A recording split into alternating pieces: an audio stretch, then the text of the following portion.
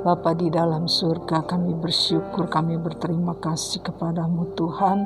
Kalau kami boleh memuji-muji Engkau, menyembah Engkau Tuhan, biarlah setiap pujian yang sudah kami naikkan ke hadirat-Mu boleh menjadi satu persembahan yang berbau harum di hadirat-Mu Tuhan. Boleh menyenangkan hati-Mu Tuhan Yesus. Sudah tiba saatnya kami siapkan hati kami untuk menerima taburan kebenaran firman-Mu Tuhan. Engkau berkati Tuhan Yesus firman-Mu Tuhan. Urapi firman-Mu Tuhan. Urapi hati dan pikiran kami. Urapi seluruh kehidupan kami Tuhan. Untuk kami menerima berkat-Mu lewat kebenaran firman-Mu Tuhan Yesus. Engkau berbicaralah Tuhan melalui lidah bibir hamba-Mu. Sembunyikan hamba-Mu di belakang salib-Mu Tuhan. Pakai hamba-Mu menjadi alat di dalam tangan-Mu. Dengan kuat kuasa-Mu, dengan urapan-Mu Tuhan Yesus. Sehingga setiap firman Tuhan yang kami dengar, firman Tuhan yang kami terima saat ini, firman-Mu boleh menjadi kekuatan baru di dalam kehidupan kami, membawa kami semakin kuat di dalam Engkau, membawa kami semakin setia, bertumbuh di dalam Engkau Tuhan. Kami bersyukur kepadamu Tuhan, urapi firman-Mu, berkati firman-Mu, berkat Tuhan Yesus Tuhan, Tuhan Yesus Engkau berkati Tuhan Yesus, urapi seluruh kehidupan kami Tuhan,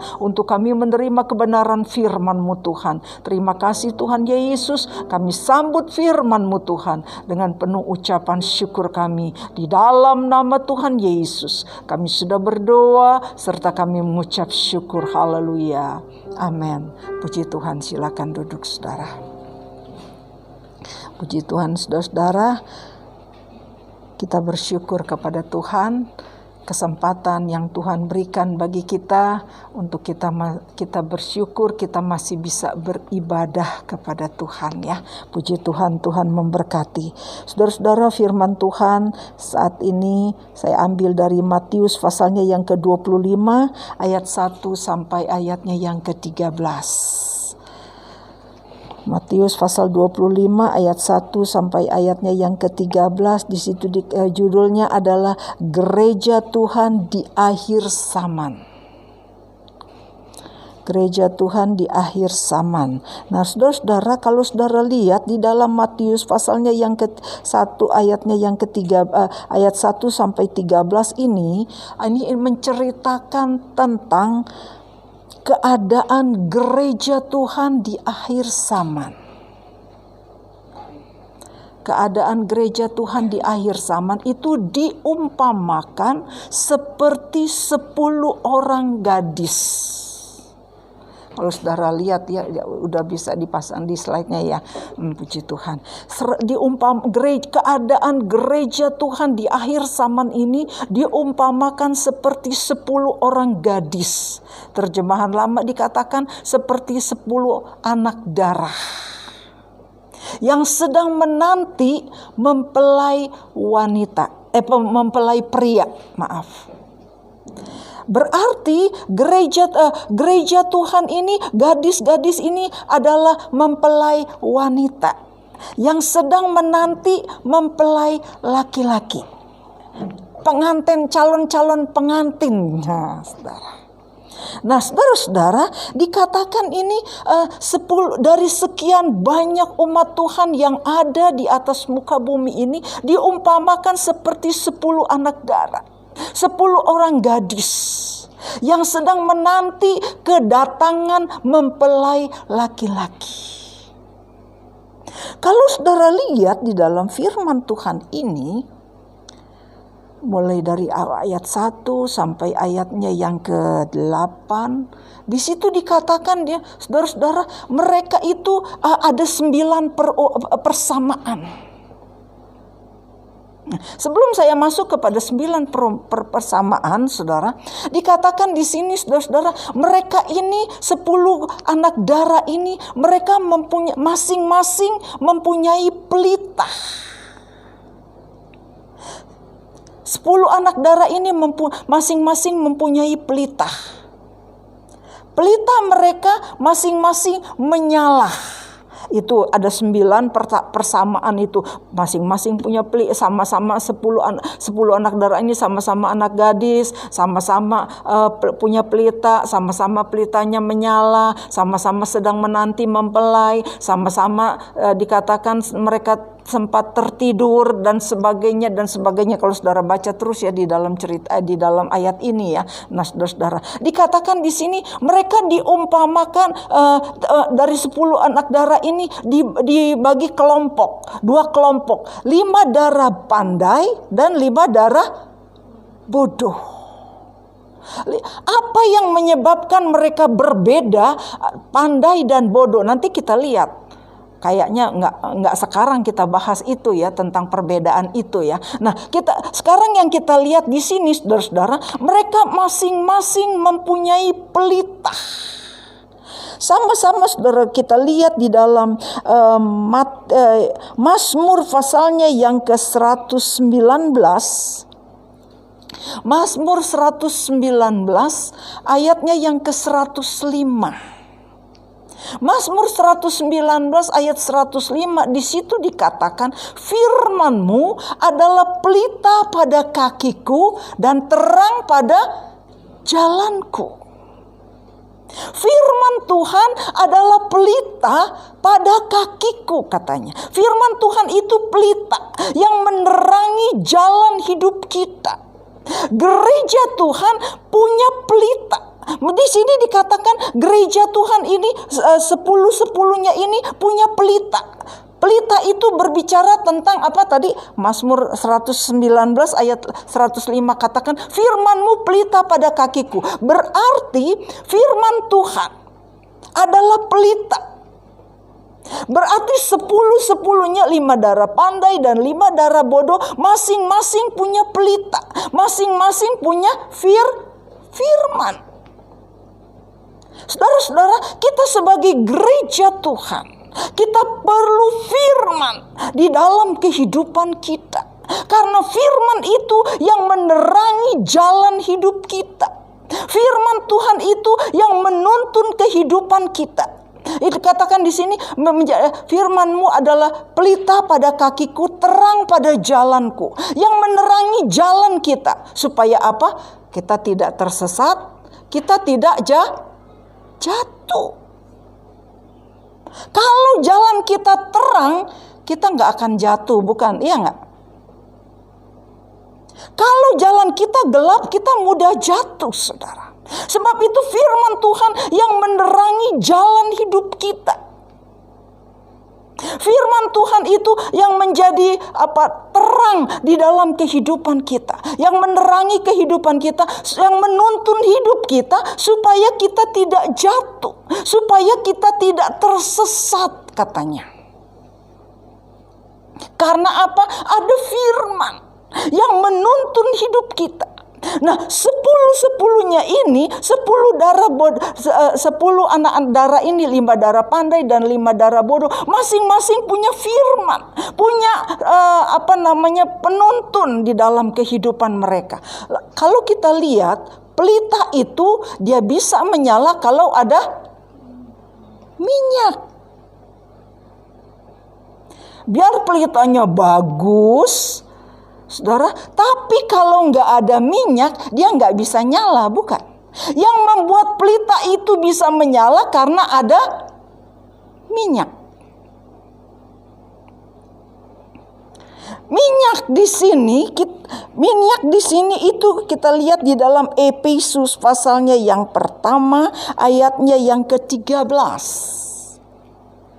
Di situ dikatakan, pada saat kita percaya, firman Tuhan katakan, pada saat kita percaya, kita dimeteraikan oleh Roh Kudus.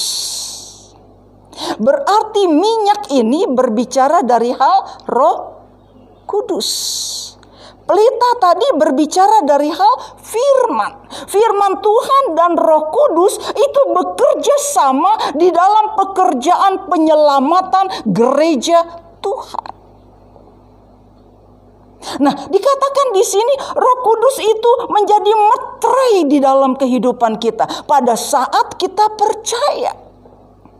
Kalau kita lihat di dalam Yohanes 3 ayatnya yang ke-16, satu ayat yang udah gak asing lagi buat kita. Di situ dikatakan, karena begitu besar kasih Allah akan dunia ini, sehingga dikaruniakannya anaknya yang tunggal itu, supaya barang siapa yang percaya kepadanya tidak binasa, melainkan beroleh hidup yang kekal. Pada saat kita percaya, Roh Kudus meteraikan kita. Roh Kudus sahkan kita untuk mendapatkan kehidupan kekal. Nah, saudara-saudara, di dalam kita percaya kepada Tuhan, itu percaya itu harus berkesinambungan. Percaya itu harus terus-menerus di dalam kehidupan kita. Bukan hari ini kita percaya, besok enggak gitu. Enggak seperti itu, saudara. Yang Tuhan mau percaya itu berkesinambungan, terus-menerus secara kontinu di dalam kehidupan kita. Ada yang berkata, ada faham, ada pengajaran yang berkata, sekali selamat tetap selamat.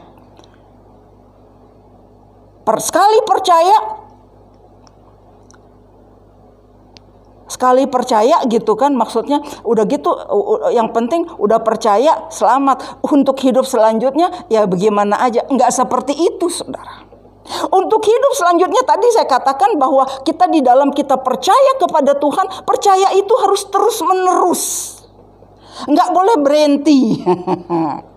Kalau Bapak Gembala bilang enggak boleh berhenti katanya, enggak boleh stop, harus terus menerus.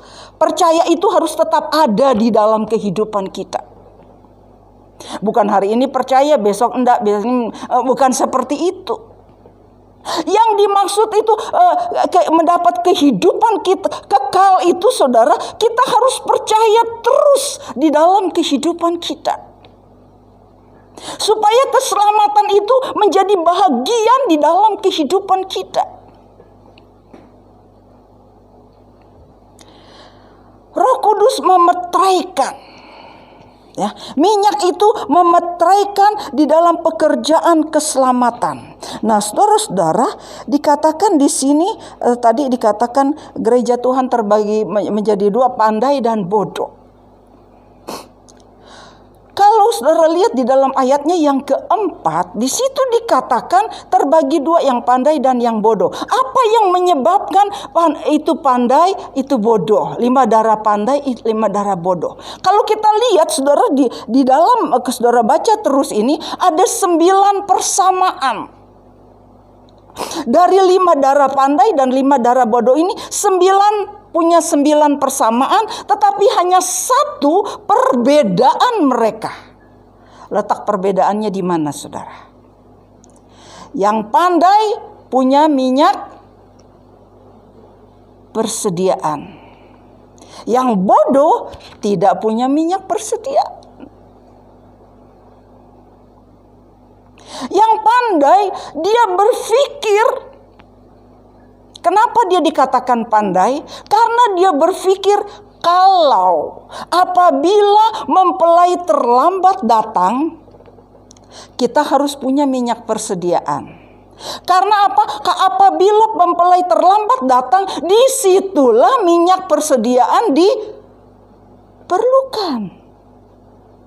Tapi yang bodoh dia berpikir, oh, pengantin itu kan tepat waktu. Nggak akan terlambat dia. Jadi buat apa? Kata Gus Dur bilang, repot-repot katanya. Buat apa repot-repot harus sedia minyak persediaan? Cukup pelita minyak yang ada di dalam pelita itu. Mereka tidak berpikir kalau kemungkinan mempelai laki-laki itu terlambat. 10 anak darah ini, 10 anak darah ini, gereja Tuhan ini, 10 anak darah ini melambangkan kan gereja Tuhan di akhir zaman. Nah, mempelai laki-laki itu adalah Kristus. Gereja Tuhan yang sedang menanti kedatangan Tuhan yang kedua kali. Mau tidak mau Kalau kita yang hidup pada akhir zaman ini, kalau Tuhan izinkan kita hidup terus, kita adalah gereja Tuhan yang sedang menanti kedatangan Tuhan yang kedua kali. Sebab itu kita perlu mempersiapkan diri. Kita perlu membekali diri kita dengan apa? Minyak persediaan. Minyak tadi berbicara tentang Roh Kudus. Roh Kudus, minyak persediaan ini berbicara tentang Roh Kudus. Roh Kudus yang kedua. Saudara-saudara, minyak yang ada di dalam pelita itu bicara minyak yang pertama. Kalau kita lihat di dalam firman Tuhan, pada saat gereja mula-mula, yang disebut gereja mula-mula itu pada saat Roh Kudus dicurahkan di kamar loteng Yerusalem. Itu dinamakan gereja mula-mula, saudara. Roh Kudus pada saat Roh Kudus dicurahkan di kamar loteng Yerusalem pada waktu hari Pantekosta. Kalau saudara lihat di dalam Kisah Rasul pasalnya yang kedua, Roh Kudus bekerja dengan luar biasa. Mereka yang sedang berkumpul, bersehati di dalam doa, mereka yang sedang berdoa, mereka berkumpul dan Roh Kudus penuhi mereka. 120 orang penuh dengan Roh Kudus. Nah, mereka itu tersebar memberitakan Injil. Sekali mereka menginjil, 3.000 orang bertobat. Luar biasa, bukan? Pada saat itu Roh Kudus bekerja dengan luar biasa. Tidak ada orang yang berani berbohong. Berbohong kepada Rasul, mati. Kalau saudara lihat di dalam Kisah pasal 5, Ananias dan Safira berbohong kepada Petrus. Langsung dia mati, saudara. Nggak ada tawar-menawar lagi. Begitu dahsyatnya pekerjaan Roh Kudus pada saat gereja mula-mula. Tapi firman Allah katakan dalam kitab Yoel pasalnya yang kedua, dikatakan di situ bahwa Tuhan akan mencurahkan Roh-Nya. Tuhan akan mencurahkan Roh-Nya 2 kali ganda, seperti hujan awal dan hujan akhir. Kalau hujan awal aja peristiwa di kamar loteng Yerusalem, Roh Kudus bekerja dengan dahsyat. Pada akhir zaman ini Tuhan akan curahkan Roh-Nya 2 kali ganda, yaitu hujan awal dan hujan akhir. Yang pertama dan yang kedua. Nah, minyak dalam minyak persediaan itu bicara tentang hujan akhir. Nah, gereja 5 Darah Pandai ini, dia mempersiapkan diri. Dia mempersiapkan diri di dalam menanti kedatangan Tuhan yang kedua kali dengan minyak persediaan. Mau tidak mau minyak persediaan itu dibutuhkan apabila pengantin terlambat datang. Kalau pengantin nggak terlambat datang, nggak ada masalah. Tetapi kita lihat di dalam cerita ini, mereka menunggu dan menunggu. Pengantin masih belum juga datang. Sampai kalau saudara baca di dalam ayatnya yang kelima, di situ dikatakan mereka mengantuk lalu mereka tertidur. Tolong diituin ya slide-nya, ikutin ayatnya ya, yang pegang LCD. Dalam ayat 5, mereka mengantuk lalu tertidur. Karena terlalu lama menunggu. Apa yang membuat gereja Tuhan itu tertidur, saudara?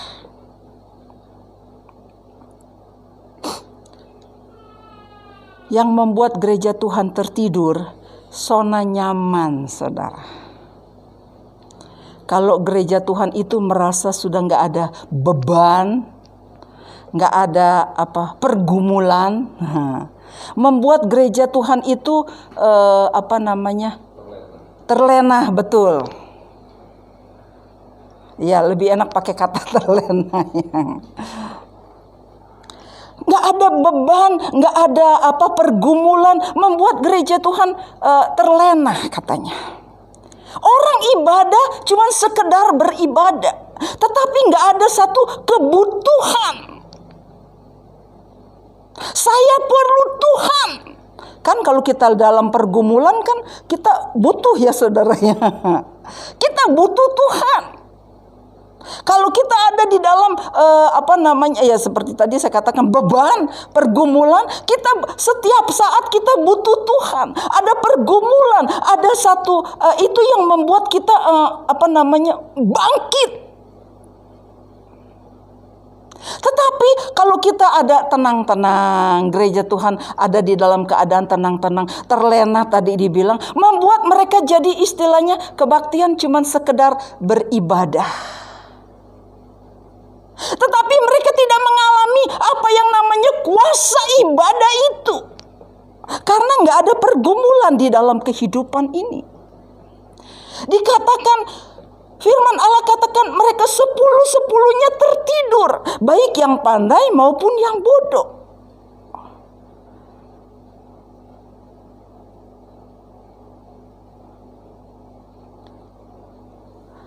Tolong yang pegang LCD, kalau udah 25 menit kasih tahu ya. Makasih. Soalnya saya nggak kelihatan jam. Tadi udah sampai mana? Pergumulan. Nah saudara, gereja Tuhan yang baik, yang pandai maupun yang bodoh, sama-sama tertidur.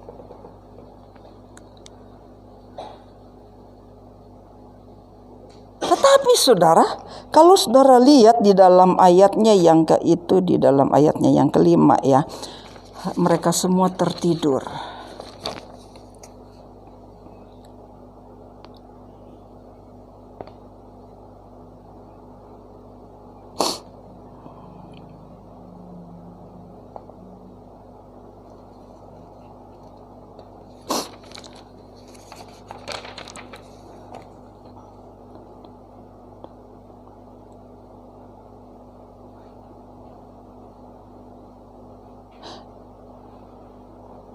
Di dalam ayatnya yang ke-6. Di dalam ayatnya yang tadi dikatakan di dalam ayat 5, semua 5 darah pandai dan 5 darah bodoh tertidur, terlena dengan keadaan kenyamanan dunia ini, nggak ada beban dan sebagainya. Lalu Tuhan nggak diam diri.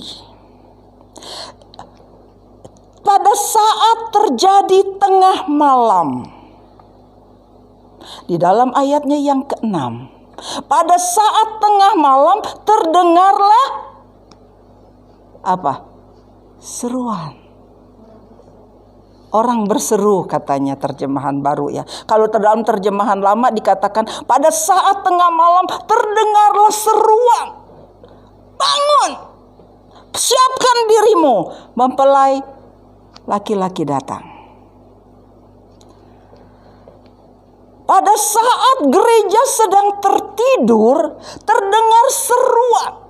Ada satu kebangunan rohani yang besar-besaran akan terjadi pada saat tengah malam. Tengah malam bicara dari hal akhir zaman. Akhir daripada akhir zaman akan terjadi kegerakan besar yang membangunkan semua gereja yang tertidur, baik yang pandai maupun yang bodoh. Nah, pada saat itulah, pada saat terjadi kebangunan rohani yang besar-besaran, setelah terjadi seruan itu, mereka dikatakan mempelai itu datang. Lalu dikatakan kalau saudara baca ayat selanjutnya, mereka mempersiapkan pelita mereka kan. Masing-masing mempersiapkan pelita mereka. Yang bodoh, pelitanya nggak menyala. Karena apa? Minyaknya habis. Yang pandai, dia tenang karena dia punya minyak persediaan. Dia punya minyak persediaan, dia langsung cepat-cepat isi tuh pelitanya. Supaya tetap menyala itu lampunya pelitanya. Karena dia punya minyak persediaan. Nah, saudara, kita lihat di sini minyak persediaan. Minyak persediaan dalam kita mempersiapkan diri dengan minyak persediaan, dengan kita bertekun di dalam Tuhan, dengan kita setia kepada Tuhan dan taat kepada firman Tuhan. Minyak Tuhan yang kasih. Amin, saudara. Roh Kudus itu kan Tuhan punya kan? Tuhan yang curahkan kepada kita. Tinggal bagaimana kita menerimanya. Bagaimana kita mempersiapkan diri untuk menerima itu. Dengan apa kita bertekun, taat kepada firman Tuhan, setia kepada Tuhan. Seorang hamba Tuhan dia berkata, kita kerjakan apa yang bagian kita, katanya. Tuhan akan kerjakan apa yang bagiannya Tuhan. Tuhan tahu kita nggak bisa, kita nggak mampu. Itu yang Tuhan yang bukan bagian kita, yang bagiannya Tuhan, itu yang bukan di luar kemampuan kita. Tapi apa yang bisa kita kerjakan? Apa yang bisa kita persiapkan diri kita? Kita mau siapkan diri kita untuk kita menyambut kedatangan Tuhan kedua kali. Untuk yang lain-lainnya urusannya Tuhan. Amin, saudara. Pemulihan gereja. Sebelum kedatangan Tuhan kan akan didahului dengan pemulihan gereja, penyempurnaan gereja. Itu semua Tuhan yang akan kerjakan di dalam kehidupan kita. Yang penting kita mempersiapkan diri untuk menyambut kedatangan Tuhan kedua kali. Kita jangan bersikap kata si Rani bilang cuek katanya.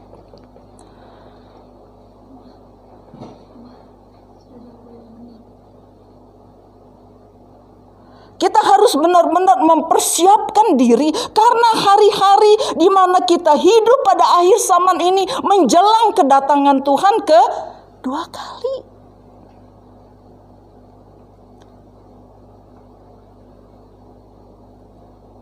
Kita harus benar-benar mempersiapkan diri untuk itu. Tapi kalau misalkan kita mati pada hari-hari ini, ya kita selamat karena kita sudah percaya sama Tuhan. Kita sudah setia sama Tuhan. Tetapi untuk menyambut kedatangan Tuhan kedua kali, ada standarisasi yang Tuhan tuntut dari kita. Ada ukuran-ukuran ya yang Tuhan tuntut dari kita. Kita tinggal lakukan apa yang bagian kita dan Tuhan akan lakukan apa yang bagiannya Tuhan. Tuhan akan kerjakan apa yang bagiannya Tuhan di dalam kehidupan kita. Yang penting kita mempersiapkan diri untuk itu. Pada saat pengantin itu terlambat datang, minyak 5 darah bodoh ini pelitanya sudah mati. Tetapi yang pandai punya minyak persediaan. Karena apa? Dia benar-benar dia mempersiapkan diri untuk itu. Saudara. Sehingga kalau kita lihat di dalam firman Tuhan. Yang pandai karena peritanya tetap menyala. Firman Allah katakan pada saat mempelai itu datang. Lalu dia masuk bersama dengan tuannya. Masuk ke dalam perjamuan bersama dengan mempelai laki-laki. Masuk di dalam pernikahan. Itu yang dibilang namanya pernikahan antara gereja dengan Kristus. Pernikahan antara gereja dengan Yesus. Kan dalam firman Tuhan dibilang dia akan menikah dengan gerejanya. Gereja yang mana? Gereja yang mempersiapkan diri menyambut kedatangan Tuhan. Gereja yang sempurna. Gereja yang sempurna itu seperti apa? Gereja yang dewasa. Gereja yang dewasa itu seperti apa? Gereja yang dewasa itu gereja yang akil balik. Gereja yang dewasa itu gereja yang gereja yang dewasa yang yang mempersiapkan diri, gereja yang sempurna. Gereja yang sempurna itu Efesus pasal 5 dikatakan gereja yang tidak bercacat celah.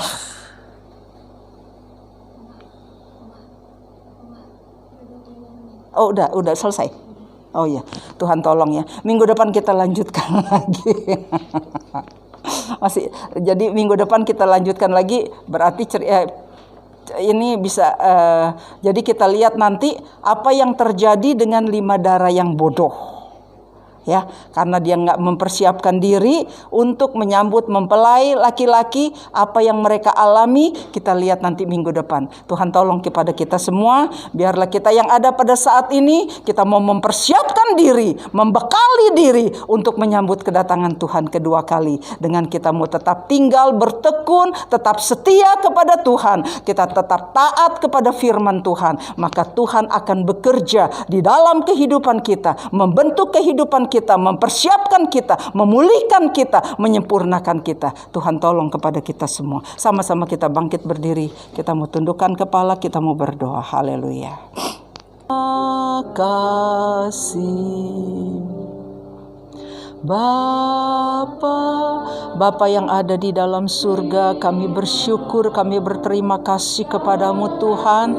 Tuhan sudah pimpin sepanjang ibadah kami, dari awal pertengahan sampai kepada tamatnya Tuhan. Kami boleh merasakan pertolongan Tuhan, campur tangan Tuhan, urapan Tuhan di dalam setiap ibadah kami, di dalam ibadah yang sudah kami laksanakan sepanjang hari ini Tuhan. Engkau berkati Tuhan Yesus, Engkau meteraikan setiap firman-Mu di dalam kehidupan kami, membawa kami lebih sungguh di dalam kami mengiring Engkau Tuhan Yesus. Engkau berkati Tuhan Yesus. Tuhan Yesus berkati Tuhan Yesus sidang jemaat-Mu Tuhan, persembahan sidang jemaat-Mu Tuhan yang sudah mereka bawa bagi pekerjaan-Mu Tuhan, baik korban tatangan, korban persepuluhan, korban syukur yang mereka bawa bagi pekerjaan-Mu Tuhan. Tuhan yang menilik, Tuhan yang membalas dengan berkat-Mu melimpah.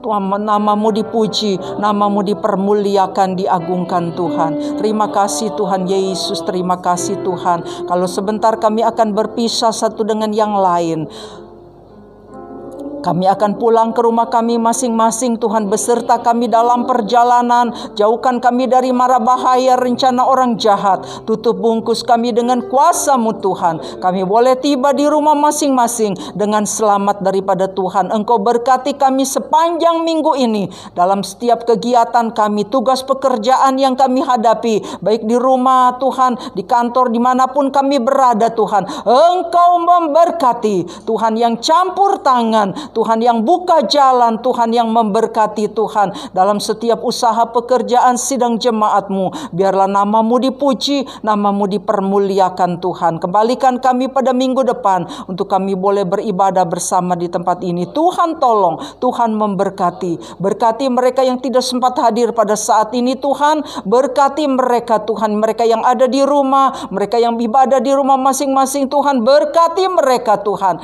sebagaimana Tuhan berkati kami saat ini. Terima kasih Tuhan, terima kasih. Segala puji syukur kami kembalikan kepadamu Tuhan. Berkati mereka yang sudah berulang tahun sepanjang bulan September ini Tuhan, baik dari Frisda, Ibu Silain Tuhan. Berkati mereka, berkati apa yang menjadi kerinduan mereka bagi kemajuan pekerjaan Tuhan, bagi kemajuan pelayanan mereka, di dalam mereka melayani pekerjaan Tuhan. Pakai mereka, berkati mereka, pakai mereka menjadi alat di dalam tangan-Mu dengan kuat kuasa-Mu Tuhan. Nama Tuhan dipuji, dipermuliakan. Terima kasih Tuhan Yesus, terima kasih. Segala puji syukur kami kembalikan kepadamu Tuhan. Kami serahkan seluruh kehidupan kami sepanjang minggu ini ke dalam tangan-Mu Tuhan. Terima kasih Tuhan Yesus, terima kasih. Di dalam nama Tuhan Yesus kami berdoa. Terima kasih Tuhan. Saudara-saudara, marilah kita terima berkat damai sejahtera daripada Allah Bapa, kasih sayang sayang dan kecintaan daripada Tuhan kita Yesus Kristus, persekutuan Roh Kudus, penyertaan dan perlindungan dari penghiburan daripada Roh Kudus menyertai kita mulai saat ini sampai Maranatha. Tuhan Yesus datang kedua kali menjemput kita semua. Kita yang sudah diberkati Tuhan, sama-sama kita mau berseru, haleluya, haleluya, haleluya. Rahmat heran kaya bagiku di dalam nama Tuhan Yesus Kristus. Haleluya. Amin. Puji Tuhan, Tuhan berkati.